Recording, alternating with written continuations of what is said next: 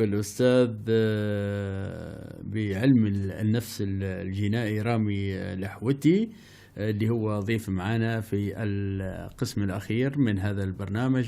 أستاذ رامي، أهلا وسهلا بك. أهلا بك أستاذ أحمد، وأهلا بكل العاملين بقناة المسار الفضائية، وبارك الله فيكم على الاستضافة الطيبة. الله يسلمك. سلمك. قبل ما تسترسل تمام.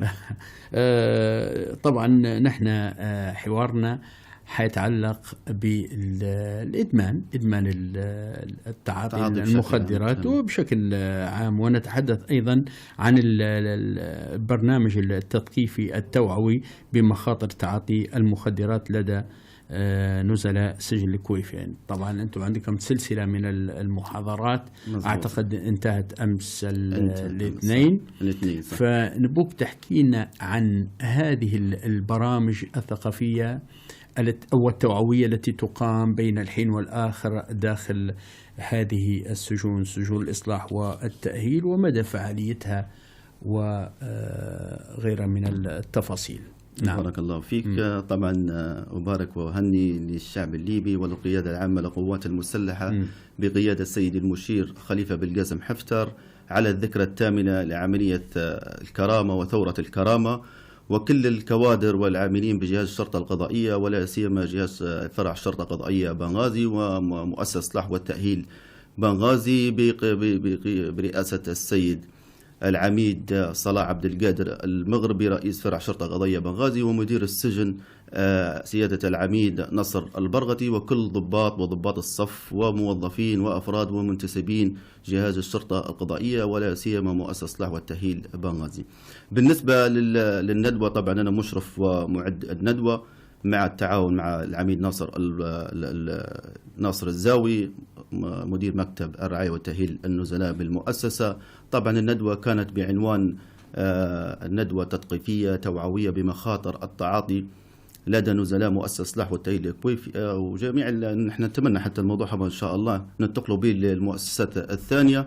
طبعا كانت محاور الندوة بشكل عام وبشكل خاص على الآثار السلبية الناتجة عن تعاطي المخدرات، ولا سيما الشباب صغار السن. فطبعا الندوة كانت مستهدفة مجموعة من النزلاء داخل سجن الكويفية، طبعا ليعطوا المحاضرات نخبة من أعضاء هيئة التدريس بالجامعات الليبية، جامعة بنغازي، جامعة عمر مختار، جامعة درنا، وأخصائيين متخصصين في مجال التعاطي. طبعا نحن استهدفتنا في موضوع الندوة اللي هم الشباب صغار السن، لأني أنا لاحظت في الآونة الأخيرة انتشار ظاهرة التعاطي يا أستاذ أحمد بشكل كبير طبعا في بين شرائح المجتمع، ولا سيما شباب صغار السن. تذكرنا الأعمار يعني. والله الأعمار طبعا من سن 18 إلى السن ال 25، فركزت على الفئة هذه، لأن طبعا نحن في سجن الكويفية من 18 وما فوق، يعني الأحداث طبعا نحن مش تبعيتنا، فأنا ركزت بقدر الإمكان أني أنا نستهدف فئة الشباب صغار السن، هم من سن 18 إلى السن ال 25 وما فوق يعني.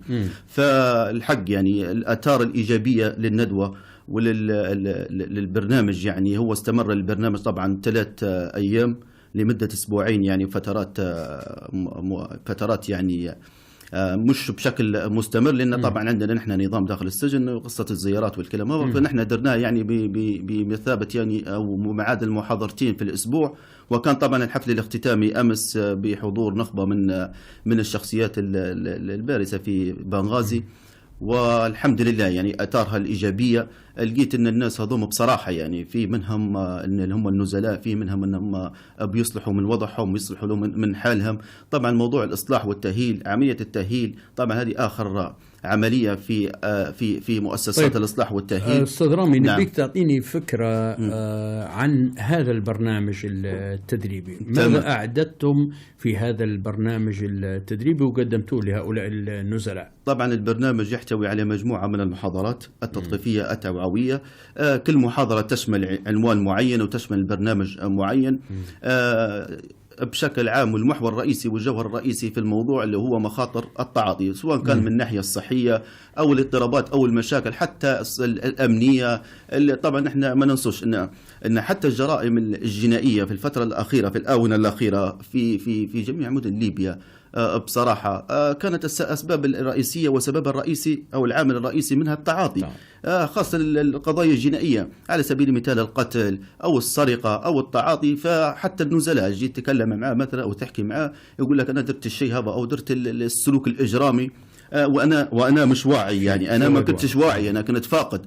تمام. فبصراحة يعني الموضوع كان لابد منا نحن كناس متخصصين وكوادر في جهاز الشرطة القضائية برئاسة السيد العميد صلاح المغربي ومدير السجن أن نحن نسلط الضوء على هذه الآفة وهذه الظاهرة الهدامة، وخاصة زي ما قلت لك هم شباب صغار السن. المحاضرات طبعا كل محاضرة تناولت عنوان معين، الآثار السلبية للتعاطي من الناحية مثلا الصحية ومن الناحية الاجتماعية ومن الناحية النفسية وجميع الجوانب بصراحة يعني. فلقينا بصراحة رد فعل إيجابي حتى من النزلاء نفسهم، هم يطالبوا هيكون المحاضرات هذه إن شاء الله بصفة مستمرة أو بصفة مستمرة.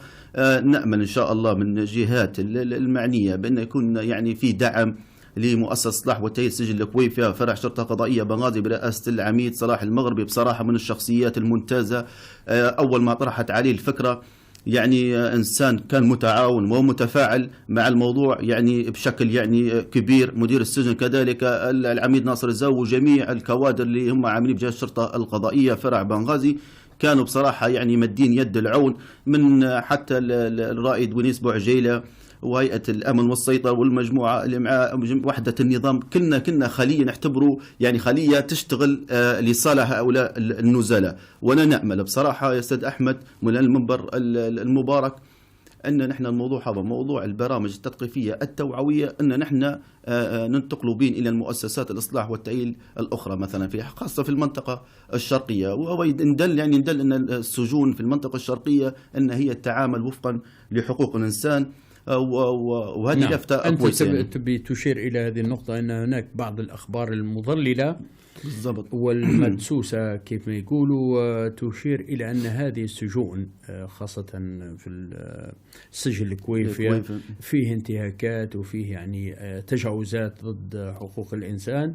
فطبعا نحن عارفين أن هذه الأخبار مضللة، ولكن زيادة في التأكيد أنت تريد أن تعاقب على هذه الأخبار بالزبط. وتصف بشكل عام المشهد داخل السجن الكويفي. نعم، هذا اندل الحمد لله يعني هالنشاطات اللي نقوم بها وإن شاء الله نقوم بها في المستقبل.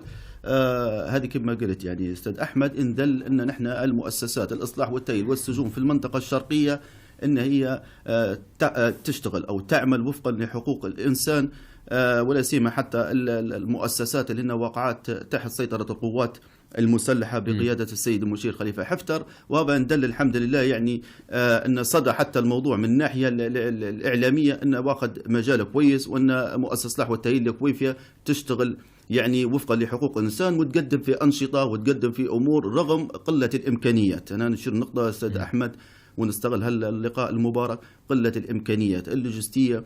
نأمل دعم جهاز الشرطة القضائية فرع بنغازي بالأدوات والأمور اللوجستية حتى تستمر مؤسسة إصلاح والتأهيل الكويفية بتقديم أفضل خدمات وأفضل أنشطة للنزلاء مؤسسة إصلاح والتأهيل الكويفية. حتى عندنا بعض النواقص يعني مثلا الرعاية الصحية، نأمل يعني من جهات ذات الاختصاص والناس اللي هم المسؤولين على القطاع داخل مؤسسة إصلاح والتأهيل الكويفية وجهاز الشرطة القضائية فرع بنغازي بدعم وحدة الرعاية الصحية اللي تعاني من نقص في الكوادر الطبية بكافة أنواعها.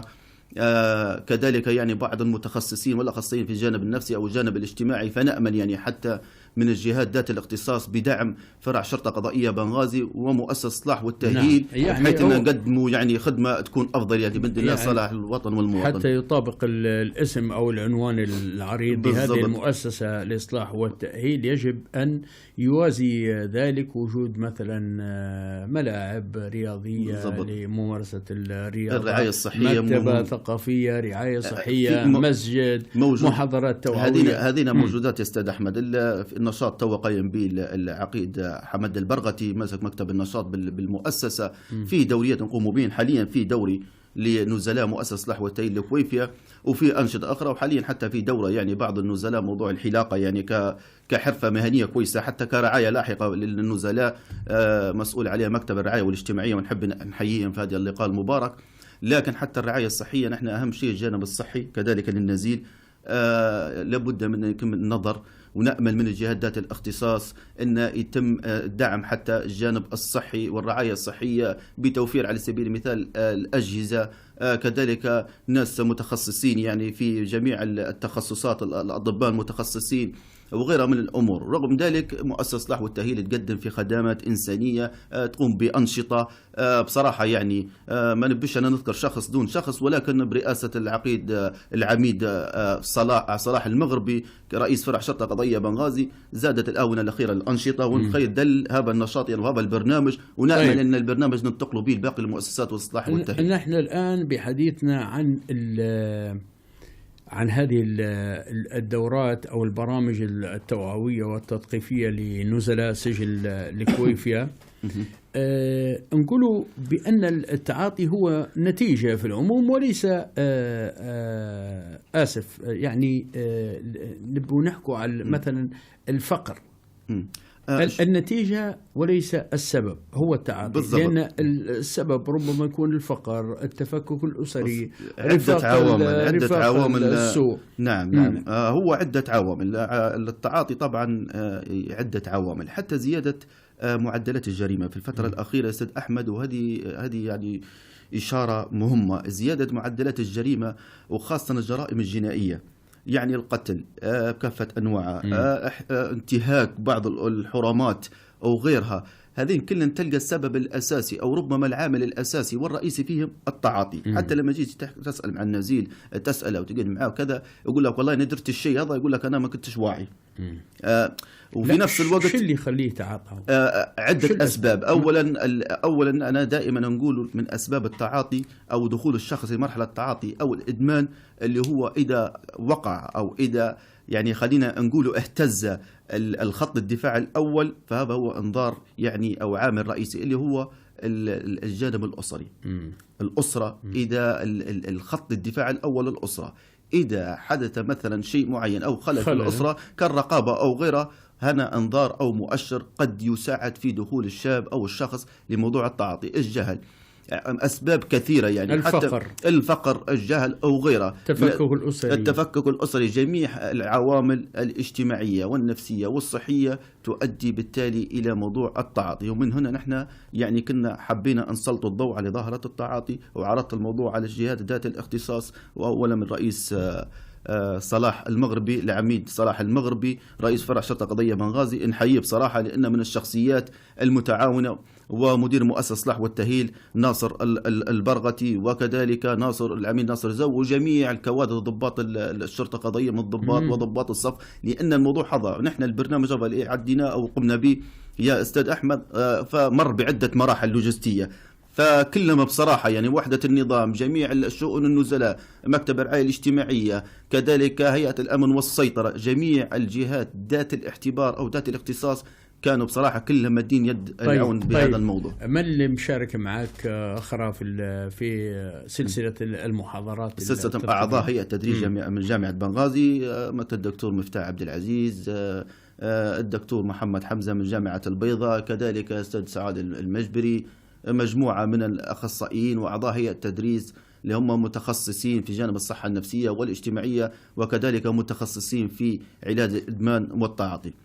فالحمد لله يعني الآثار الإيجابية آثار كويس، رغم قلة الإمكانيات اللوجستية والمادية اللي ربما كانت إن شاء الله يعني نحب نأمل أنا ما زلت نقول لك أستاذ أحمد، نأمل من جهات الاختصاص وبعض الجهات منظمات مثلا المدنية أنها تساعدنا وتمد يد العون في عملية دعم، حتى خاصة من ضمن هذه الأنشطة والأنشطة المهمة في موضوع مكافحة التعاطي، حتى ننتقل بهالموضوع من مثلا من سجل الكويفية إلى باقي المؤسسات الإصلاح والتأهيل، ولا سيما المؤسسات اللي لنا وقعات تحت سيطرة القيادة العامة. وزي ما قلت أستاذ أحمد وشرتنا بداية اللقاء، هذا إندل إن إحنا المؤسسات الإصلاح والتأهيل، السجون المدنية، أن نحن الحمد لله يعني نشتغل وفقا للوائح وقوانين حقوق الإنسان المتعامل بها منظمات حقوق الإنسان العالمية.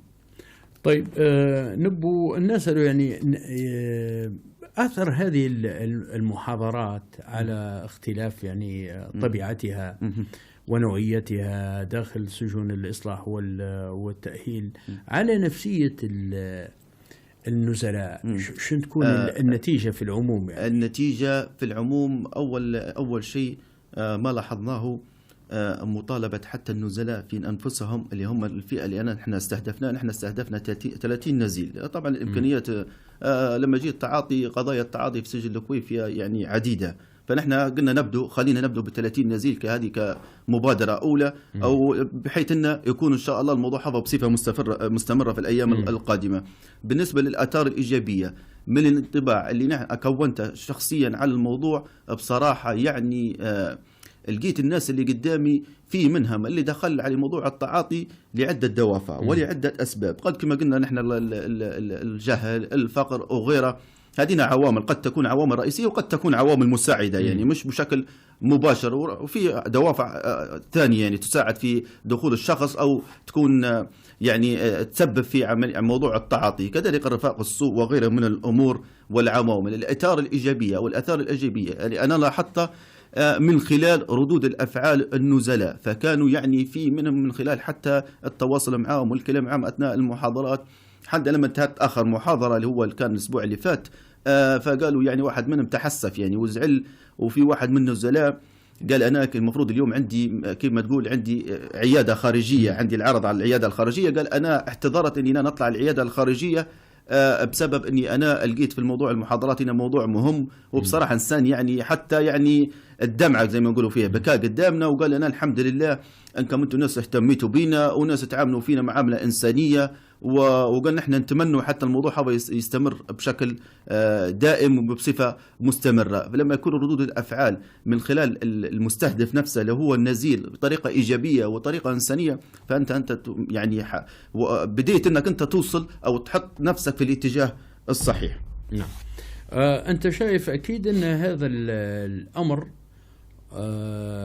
حيشمل المجتمع كله، يعني وقفة إن صح التعبير مجتمعية من مؤسسات تربوية، مؤسسات نفسية، مؤسسات تعليمية، دينية، رياضية، شبابية. كل هذه المؤسسات يفترض أن تكرس جهودها وأنشطتها تجاه هذا الأمر، لأن بالفعل الأمر استفحل واستشرى. التعاطي للأسف لم يتوقف على عبارة عن المخدرات مثلا المعروفة الحشيش أو غيرها، يعني ولكن حيز أخطر اللي هو الحبوب الفترة الأخيرة اللي دخلت بشكل المهلوسات هذه، صح، الكوكايين، الهيروين، كل أشياء يعني جديدة علينا، صح، ما نعرفوهاش يعني. وهذه هي السبب الرئيسي لهذه الجرائم اللي نسمع بها. أنا نأمل يا أستاذ أحمد، نأمل من خلال مبركم الموقر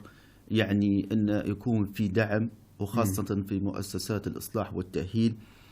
على سبيل الذكر اللي هو فرع شرطة قضائية بنغازي لابد من دعم، حتى مؤسسة الإصلاح والتأهيل الكويفية، حتى أن هالموضوع نحن ما نبوش يكون في نطاق مؤسسة الإصلاح والتأهيل الكويفية، أنه يكون داخل المؤسسات الإصلاح والتأهيل أقل شيء حتى في المنطقة الشرقية، يعني ننتقلوا بالتنسيق مع رؤساء الفروع ومدراء المؤسسات والأخذ الإذن المسبق.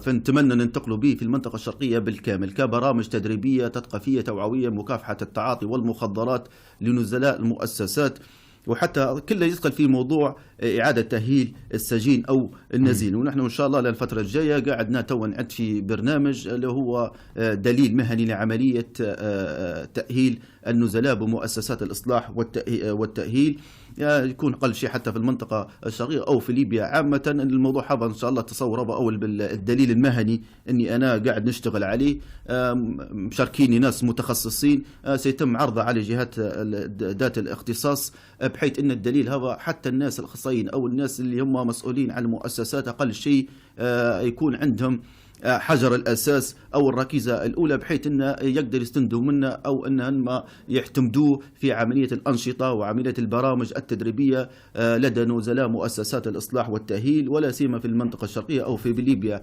عامة. زي ما قلت لك نأمل ونتمنى بدعم أقل شيء، يعني حتى الفرع شرطة قضائية بنغازي ومؤسسة الإصلاح والتأهيل، لأن هي الراعية الأولى، الراعي الأول في هذا البرنامج هو مكافحة المخدرات، بحيث نحن ننتقلوا به هالموضوع هالبرنامج لباقي المؤسسات الإصلاح والتأهيل الأخرى. نعم. نعم. كذلك في هذا المقام لا يسعني إلا أن أشكر الأستاذ الإذاعي عز الدين بلاعو المهتم بهذا الملف، ملف التعاطي، وطبعا متخصص في البرامج الاجتماعية والتوعوية والتثقيفية. نشكركم، نشكر أستاذ عز الدين، وزي ما قلت لك نعاود نشكر سيادة الرئيس رئيس فرع شرطة قضية بنغازي العميد صلاح عبد القادر المغربي، وكذلك مدير مؤسسة صلاح والتأييد سجل الأكويفيا العميد نصر البرغتي، العميد ناصر الزاوي مدير مكتب الرعاية والتأهيل للنزلاء، وكل وضباط الصف والكوادر العاملين بجهاز الشرطة القضائية ومؤسسة صلاح والتأهيل بنغازي من موظفين ومنتسبين. يعني بصراحة إن الموضوع هذا نحن ما استمرناش فيه، يعني قعدت حوالي 4 أيام، لكن طبعا إن الموضوع هذا بيش أنت يعني تطلع للعلن وتطلع ويكون فيه له آثار إيجابية، ضروري تشكر الناس. من لا يشكر الناس، من لا يشكر الله لا يشكر الناس. حتى مكتب الرعاية الاجتماعية ساهمونا حتى باختيار النزلاء بطريقة معايير نعم. معينة. نعم. شكرا جزيلا لك أستاذ رامي لحوتي، أستاذ علم النفس الجنائي، على هذه التفاصيل، ونتمنى إن شاء الله نلتقيك مرة أخرى.